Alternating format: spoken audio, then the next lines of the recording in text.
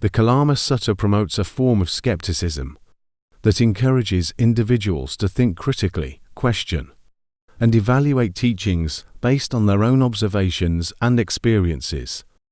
Buddhism does not explicitly address skepticism in the same way that Western philosophy does, but it does encourage a critical and inquisitive mindset. The Buddha himself encouraged his followers to question and investigate his teachings, rather than accepting them blindly. This approach aligns with a form of skepticism that involves inquiry and critical thinking. The Kalama Sutta is a well-known discourse in Buddhism attributed to Gautama Buddha. It is also sometimes called the Kesaputya Sutta, because it was addressed to the Kalamas, a group of people living in a town called Kesaputta. This sutta is found in the Anguttara Nikaya, a collection of discourses in the Pali Canon, which is one of the earliest and most authoritative scriptures in Theravada Buddhism.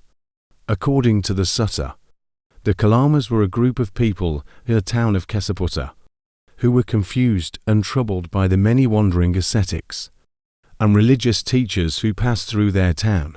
Each teacher presented their own teachings and claimed that their path was the only true and righteous one. This left the Kalamas in a state of doubt and uncertainty, not knowing whose teachings to follow. In their quest for clarity, the Kalamas decided to approach the Buddha, who happened to be passing through their town.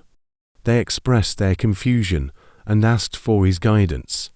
They wondered how they could discern the true path among the conflicting teachings they had encountered. In response, the Buddha delivered the Kalama Sutta, in which he advised the Kalamas to not rely on tradition, hearsay, or authority alone. Instead, he encouraged them to question, investigate, and rely on their own direct experiences and observations. The Buddha emphasized that only when a teaching or practice leads to personal happiness, peace, and the well-being of oneself and others should it be followed. The key message of the Kalama Sutta is that individuals should not accept teachings blindly, but should cultivate critical thinking and discernment. This discourse is often cited to emphasize the importance of personal experience and inquiry in one's spiritual journey, rather than blindly following any particular religious or philosophical authority. The story of the Kalamas serves as a reminder of the Buddha's teachings on skepticism, inquiry, and the importance of discernment in one's pursuit of spiritual truth. The Kalama Sutta is famous for its message of critical thinking and guidance on how to approach religious and philosophical teachings. Here are the key points of the Kalama Sutta. A. Do not rely on tradition or hearsay. The Buddha advises the Kalamas not to accept teachings based solely on tradition, hearsay, or the authority of religious texts or teachers. B. Examine and investigate.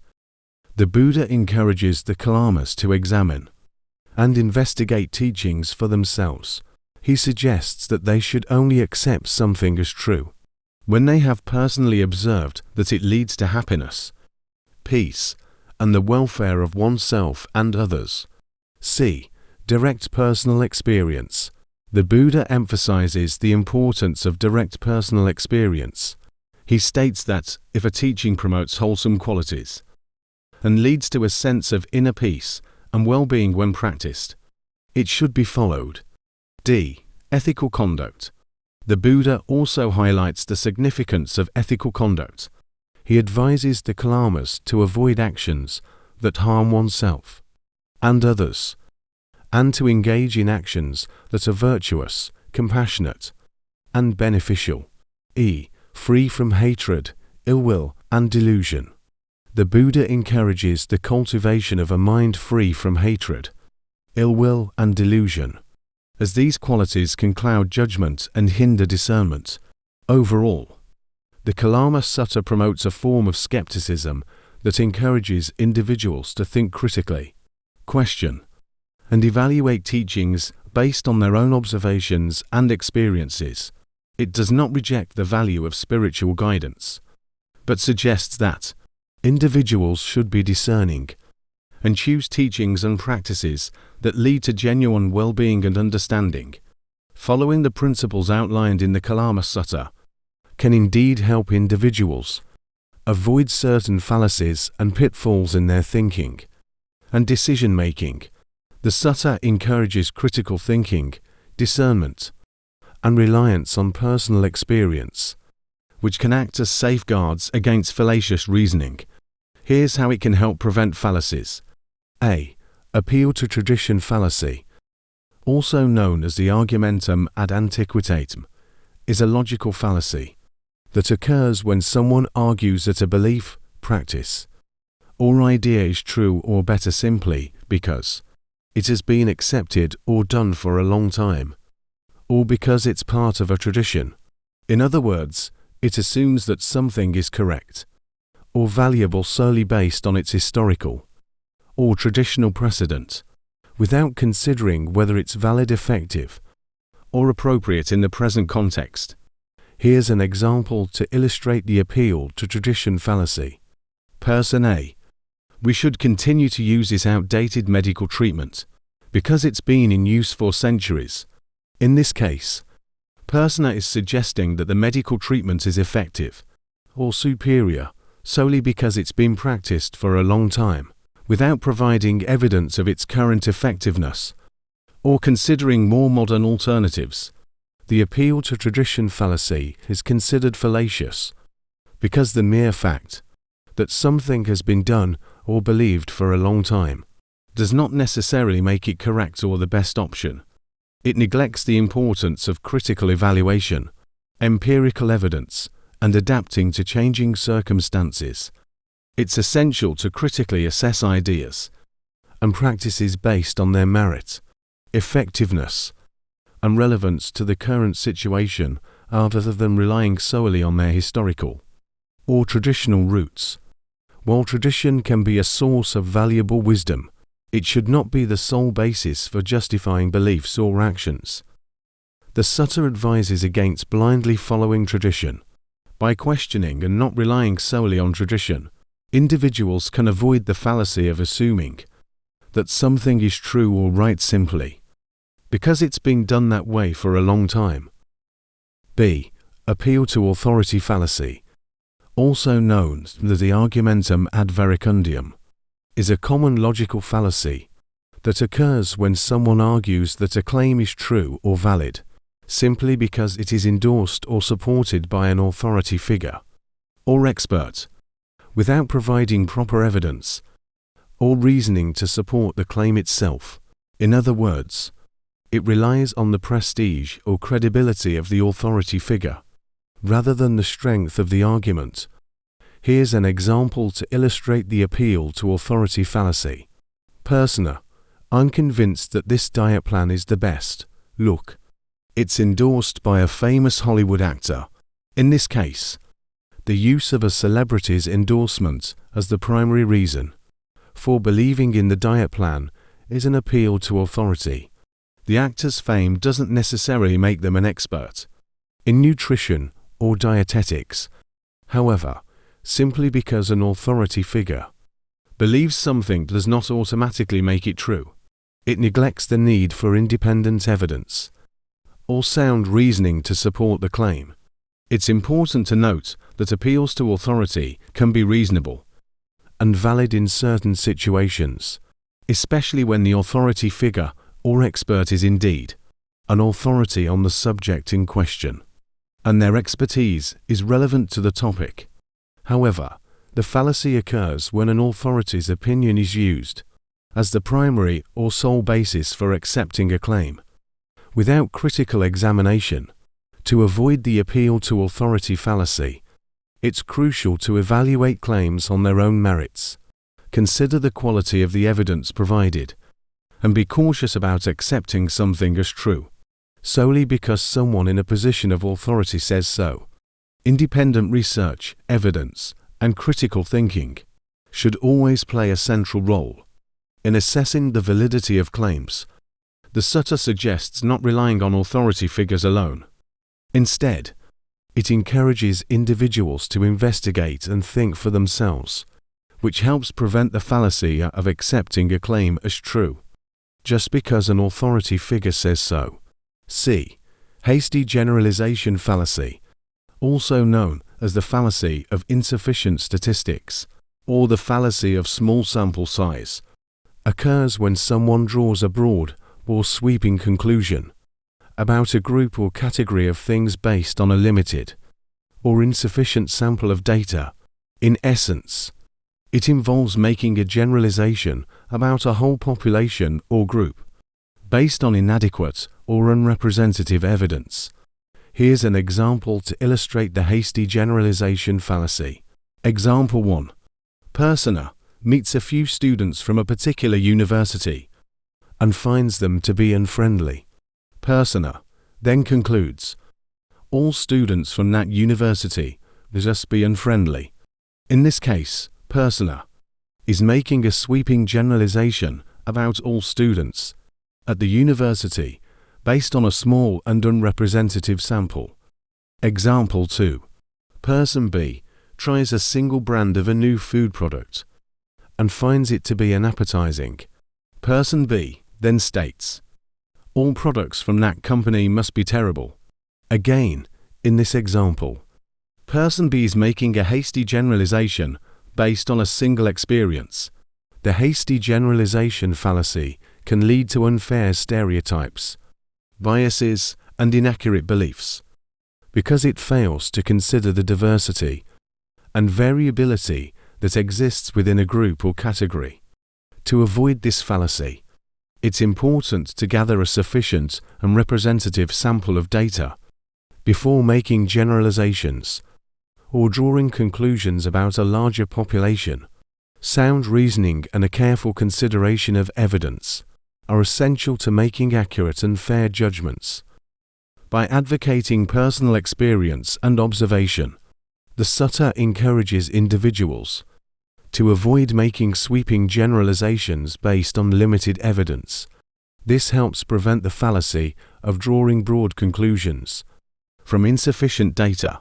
D. Confirmation bias is a cognitive bias that refers to the tendency of individuals to seek, interpret, and remember information in a way that confirms or supports their pre-existing beliefs, opinions, or hypotheses, while avoiding or dismissing information that contradicts those beliefs. In other words, people tend to favor and pay more attention to information that aligns with what they already think or believe. Key characteristics of confirmation bias include: A. Selective attention. People tend to focus on information that confirms their existing views and filter out or ignore information that challenges those views. B. Selective interpretation. When confronted with ambiguous or open to interpretation information, individuals often interpret it in a way that aligns with their pre-existing beliefs. C. Selective memory. People tend to remember information that supports their existing beliefs more readily than information that contradicts them. D. Avoidance of dissent. Confirmation bias can lead individuals to avoid engaging with people, sources, or arguments that present opposing viewpoints, thus reinforcing their own perspectives. Confirmation bias can affect decision-making, problem-solving, and the formation of beliefs. It can also contribute to the polarization of opinions, as people become more entrenched in their existing views and less willing to consider alternative perspectives. To counter confirmation bias, individuals can: A. Seek diverse information.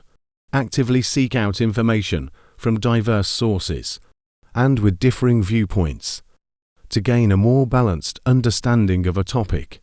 B. Be aware of bias. Recognize the existence of confirmation bias and consciously strive to approach information and decisions with an open and critical mindset. C. Challenge assumptions.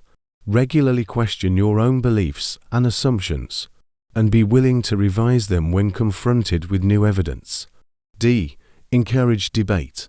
Engage in constructive discussions with others who hold different viewpoints to expose yourself to alternative perspectives and ideas. E. Use critical thinking. Apply critical thinking skills to evaluate information objectively and weigh the strength of evidence, rather than relying solely on preconceived notions. By being aware of and actively addressing confirmation bias, individuals can make more informed and rational decisions and foster a more open and inclusive approach to understanding the world around them. The emphasis on questioning and critical inquiry can help individuals overcome confirmation bias, where they only seek or interpret information that confirms their pre-existing beliefs. E. Appeal to emotion is a fallacy in which an argument is made that manipulates or exploits the emotions of the audience, rather than relying on sound reasoning or evidence to support a claim. Instead of presenting a logical or factual basis for an argument, this fallacy uses emotional language, vivid imagery, or sentimental anecdotes to elicit strong feelings, such as fear, anger, pity, or sympathy, in an attempt to persuade or manipulate the audience. Here's an example to illustrate the appeal to emotion fallacy. Example 1. A politician argues, "We must support this policy because it will save the lives of innocent children. How could you be heartless and not want to protect our children?"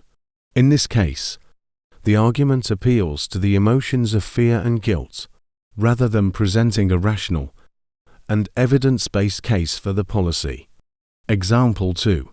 A commercial for a charitable organization shows images of starving children and suffering animals, accompanied by dramatic music, and concludes with a plea for donations.